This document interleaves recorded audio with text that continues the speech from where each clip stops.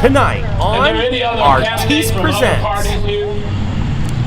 You know, this is how important getting out to vote is. Ferguson, Missouri is a community that is 67% African American and 100% governed by non-African Americans. You know why?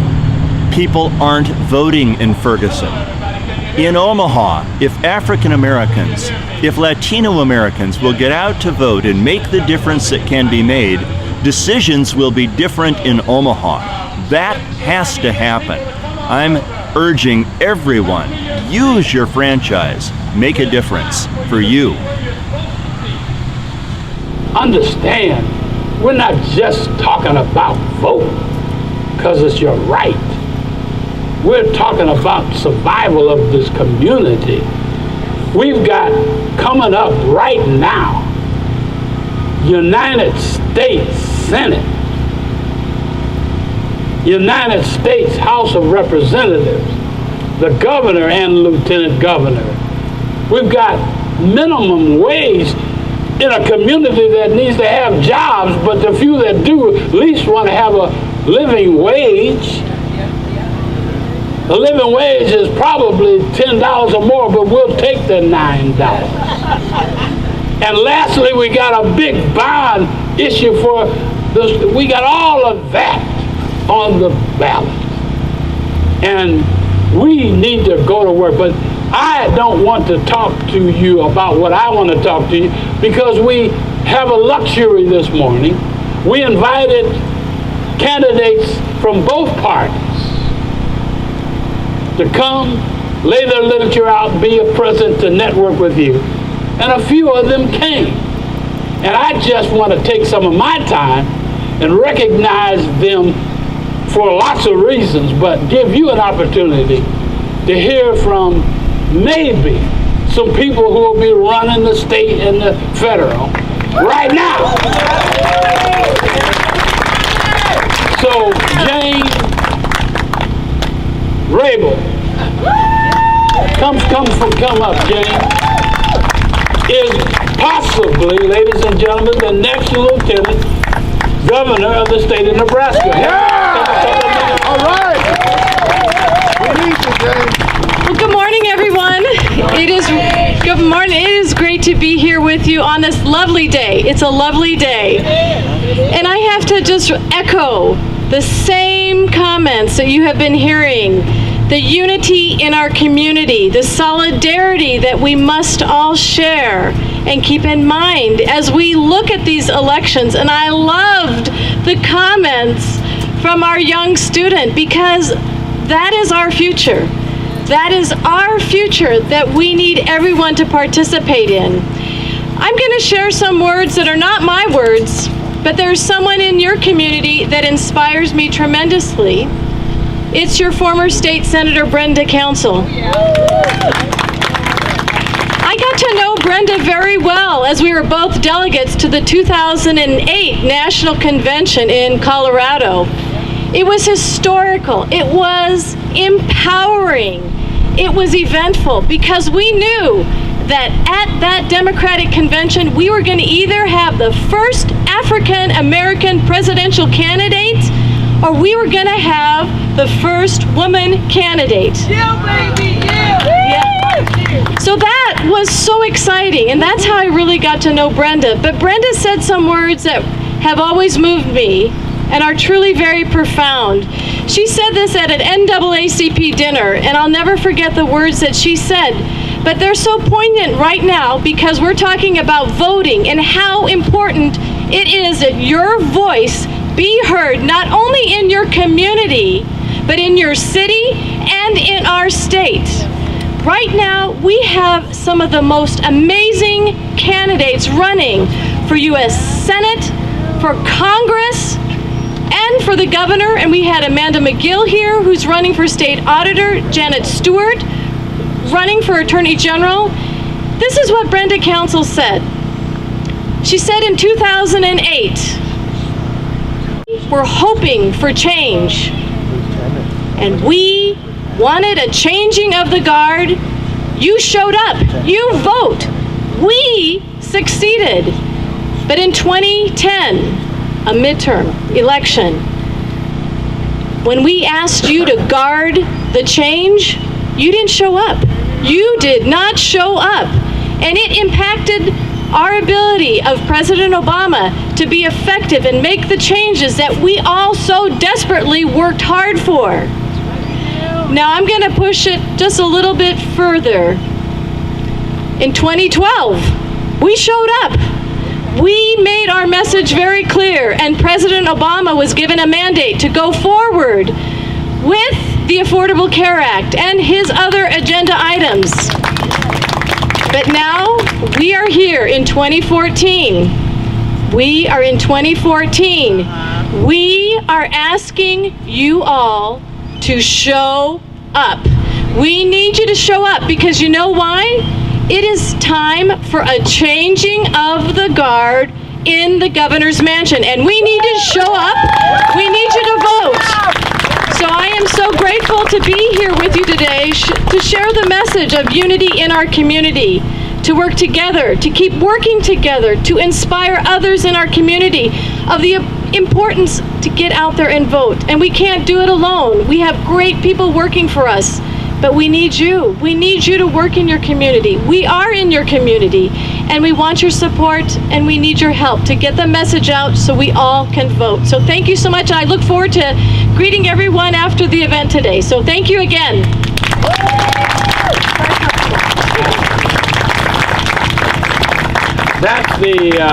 That's the governor's race. Chuck Hazelbrook running against, what's his name? But yeah. As you know, this is a nonpartisan meeting. And it is, because we invited everybody to be here. Not everybody came. And I'm going to tell you about the office holders. You can tell how they're going to be in their office by how they are during the campaigns. They're not here. And so we have the job of making a big decision between Lee Terry and Brad Ashford. You have that decision to make. Is Lee here? No. Oh, okay. No. So we do have Brad. Come on up and see what.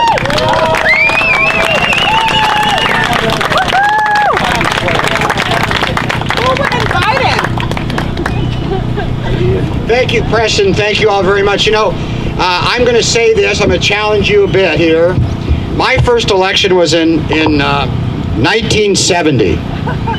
What? I don't know. 1970. So I've been voting every time since then, and I grew up at Augustana Lutheran Church, just a few blocks away from here, and spent many weekends at this park.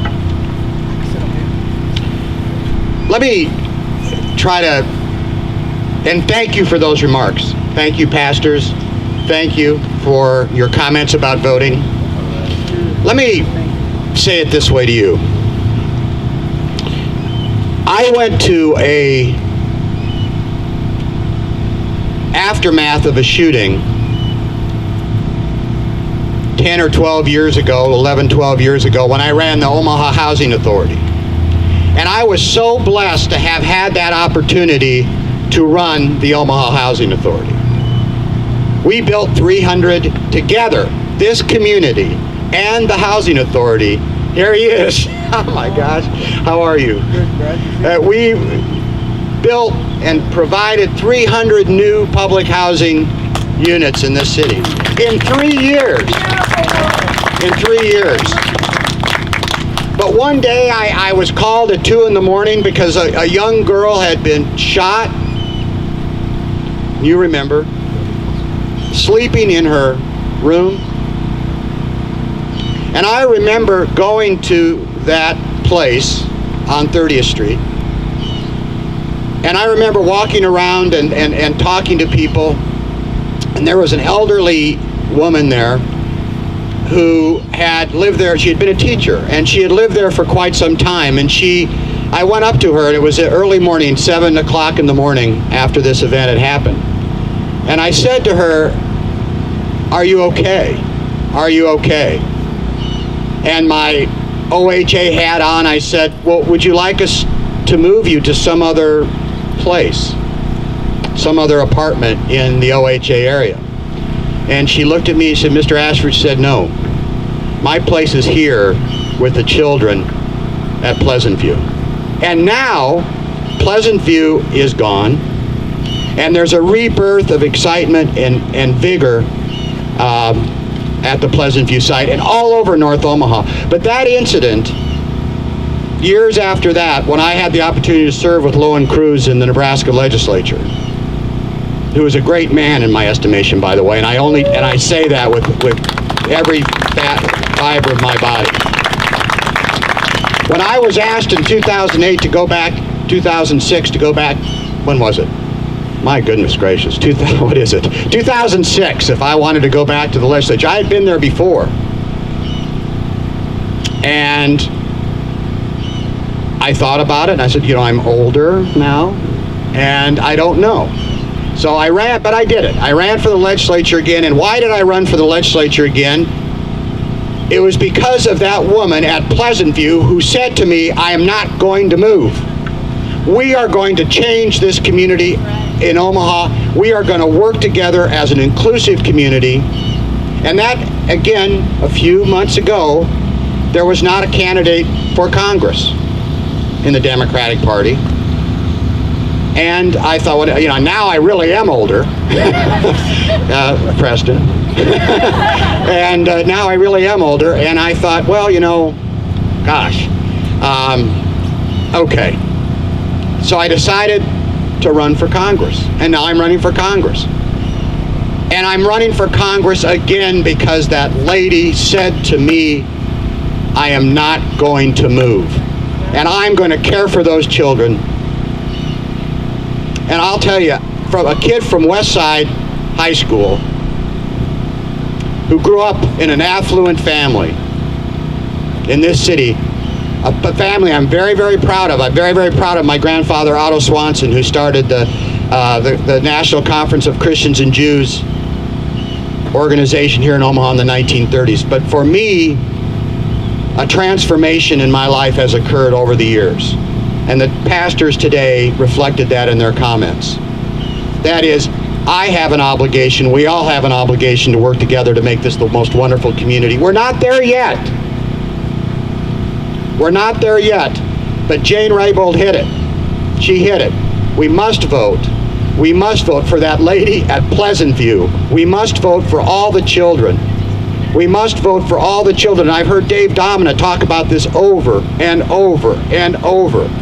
We've got to listen to Dave Domina. I have a feeling he's going to come up here and talk. So I think we have to listen to Dave Domina. But thank you very much and Bob Myers and Brenda Council. Brenda Council, who came to me when she was in the legislature a few years ago and said, Brad, these inmates that are getting out of prison, they can't get a job. So we passed a bill. And Brenda moved me to passing that bill. We passed a bill so every year $3.5 million are now available to this community and other communities to help inmates as they come back into the community to find work and become productive. And Jane is going to have the opportunity to make that work even better. Thank you all. Thank you, President.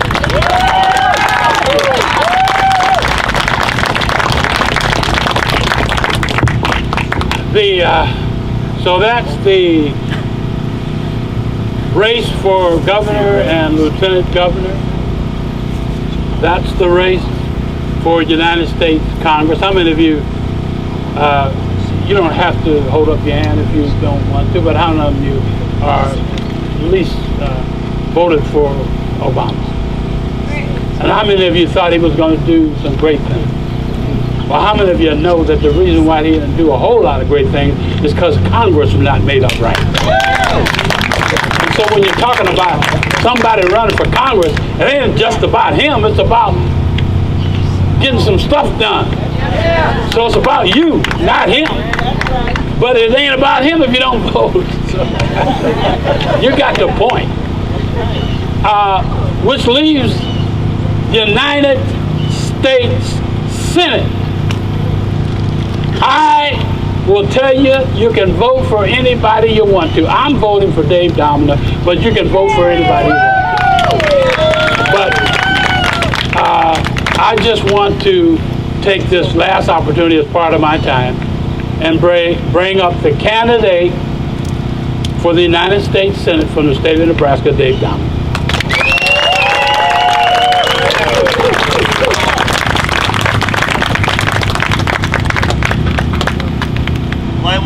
I want to give you all some stories. We need some stories about why it's important to vote. So a couple of Nebraska stories and some non-Nebraska stories, but first a Nebraska story. The best Nebraska story about voting and getting out to vote and registering to people to vote is sitting right back there at that table dressed in pink. And right now, she's not listening, she's registering somebody to vote. And that's Vicki Parks. Vicki Parks and her husband single-handedly registered 1,200 voters in 2008 in this congressional district, and Barack Obama won the electoral vote in this congressional district by about 2.5 times that margin.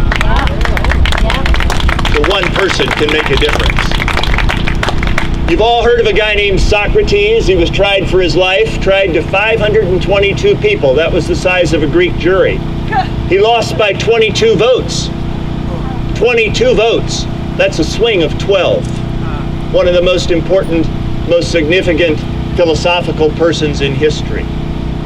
One of the other things maybe that comes to mind as being important about the right to vote is that we're speaking English and not German. And that came about at the Constitutional Convention in Philadelphia by one vote. By one vote. English versus German.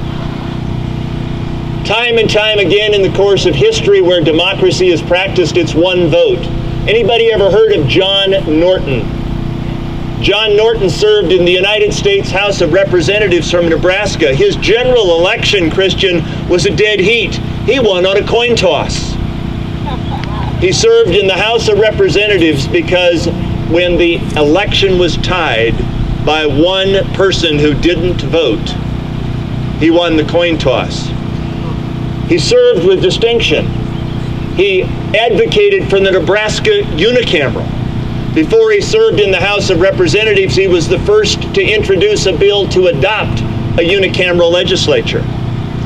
He fathered one of the greatest judges in Nebraska history, and his daughter was President John F. Kennedy's personal secretary on the day of the assassination.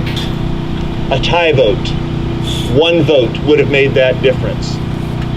A couple other things about one vote and about voting and Nebraskans, and I'm thinking now of you. I'm thinking of you, Alex, and young people.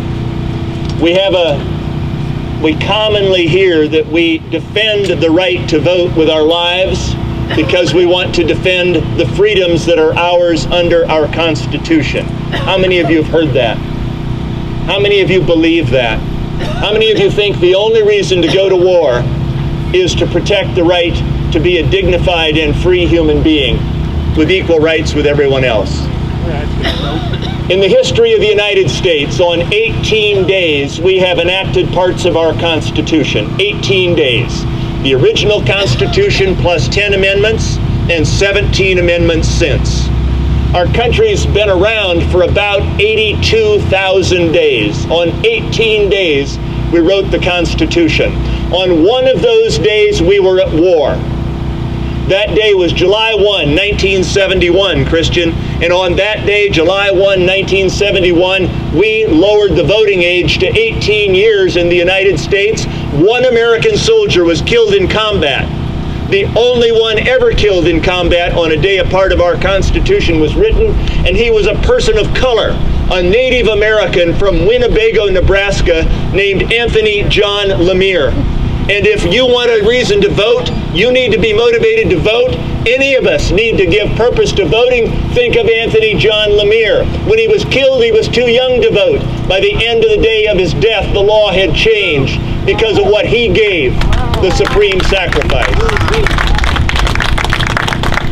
And he's buried 75 miles from here. The wages of apathy are oppression. The gift of involvement is progress and peace. The wages of apathy are oppression. The gift of involvement is progress and peace. That is today's message. We can make a difference. We can set the table for 2016 to elect a progressive thinker who cares about people to the presidency, but we have to give that new president a working majority in the Senate and the House. That gets done in 2014. Let's go get it done. Are you finished with her yet? You see that lady sitting down there?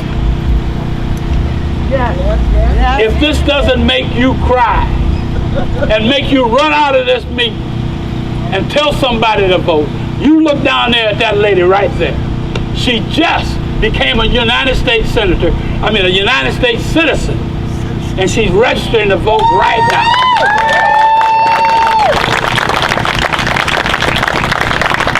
And she's gonna vote, and some of us knuckleheads are not.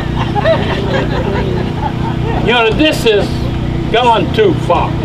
Sinful. In 1870, the 15th Amendment was passed, which gave everyone, regardless of race or color, the right to vote. I'll focus on the African Americans. We had the right to vote in 1870. Are you with me so far? Yep. By the way, African American women, not you. Took the 1920 for that.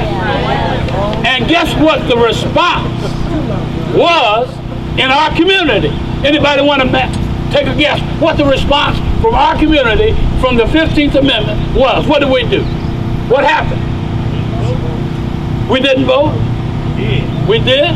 You voted too much, so they decided to keep you from voting. Now don't be quiet. That's what happened.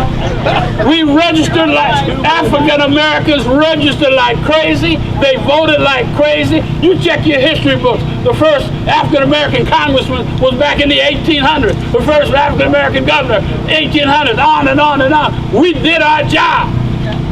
That was our response. But guess what? There was a response to that by the enemy. And it took them a while to figure out that we was going crazy. And what did they do? They start hanging you. They start intimidating you. They start putting impediments in place so that you can grandfather clauses and voter ID and all that stuff to stop you from voting. That was their enemy's response. And then what was our response to that? The civil rights movement and the voting rights movement was our response during the 50s and 60s. Are you with me? Every response gets a response. Are you with me so far? Civil rights, 1965, the Voting Rights Act was kind of the culmination of our response. And then we went on and had Shirley Chisholm in 72 and Jesse Jackson in 84 and others later who had the nerve and went and ran for president. That was our response. Later, what's his name got elected first African American as the president. That was a response to the response to the response. And then there was a response from the enemy. And you're living it right now. They're talking about what color the suit that the president wears. They got him eating watermelon and coming out of outhouses and all that stuff. That's the response by the enemy. And guess what your response is so far? Nothing. There's no response from our community to the response that we're getting from the enemy. And we ought to be ashamed of ourselves. We got wonderful candidates running from Senate and House and governor's race, and we're not responding. Ferguson, Missouri, population 22,000, 15,000 African Americans, 70% of the population. Guess what they can do with 70% of the population? They can elect any mayor they want to, any city, all the city council, all the school boards. They can make sure that the police force is taking care of business. You know what they do? Their response is 8% voting. So what did they get? They got a mayor they don't, that's their enemy. They got city council ain't looking out for them. They got school boards that ain't. They got a a police force of 53 in which only 3 are African American. That's their response. They don't deserve to have a loss of their child, but they're getting what they deserve if they don't vote. But guess what? We are voting at 8%. We, right here, voting at 8%. My God, that's our response. So, how many of you are registered to vote? How many of you are gonna vote? Voting is not enough. We need to have you vote, yes, but we need to have you volunteer. We need to have you do something for somebody, even if, well, I almost went too far. Don't do it for everybody. But you need to be vocal. You need to have people in these seats. While we're doing all of that, we should have to have this in the auditorium. Thank you so much for coming. But the response is not what it ought to be. We've had this response since 1870. Are we going to stop right now in 2014? So we need to get busy, don't you agree? Yes, sir. So let me ask you that, so what are we going to try to do? First, we're going to try to get our faith community to respond. And I just, Pastor, what, just... Faith community is responding. Amen. We've been out canvassing, knocking on doors. We are pursuing early voter ballots so that people can see the ballot, know who the candidates are, get a chance to do a little research, and then send their ballot in. We're trying to educate our electorate on who the candidates are. The faith community is committed. Pastor Perkins from New Era, Pastor Arvey from Mount Nebo, Bishop Ford with the Kojic. We're